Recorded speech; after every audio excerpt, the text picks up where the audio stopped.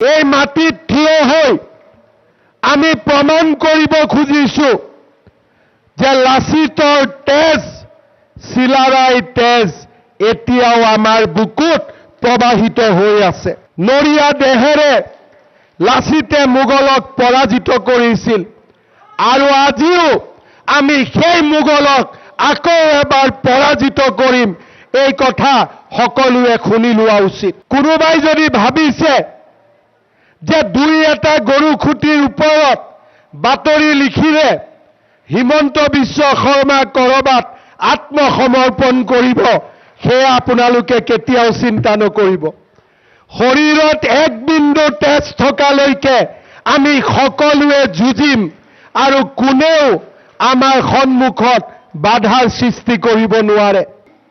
আজি নতুন প্ৰাণ আৰু নতুন তেজেৰে উদ্দীপ্ত এতিয়া আমাৰ সন্মুখত মই প্ৰণাম আৰু শ্ৰদ্ধাৰে কৈছো, এতিয়া আমাৰ সন্মুখত প্ৰতিদিন মই বাদ দিছো হিমালয়ো যদি থিয় হয় হিমালয়কো আমি ভেদ কৰি আগুৱাই যাম, এয়া নিশ্চিত আৰু সকলোৱে এই কথা বুজি লোৱা উচিত।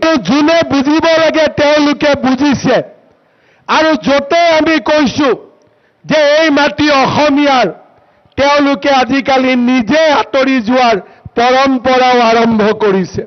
কাৰণ অসমীয়া জাতিয়ে এতিয়া অশ্বমেধৰ ঘোঁৰাত উঠি আমি আমাৰ ৰাজ্যখনক সুৰক্ষিত কৰিম, এই বাৰ্তা তেওঁলোকে এতিয়া পাইছে আৰু তেওঁলোকে এতিয়া আমাৰ লগত যুঁজিবলৈও সাহস নকৰে।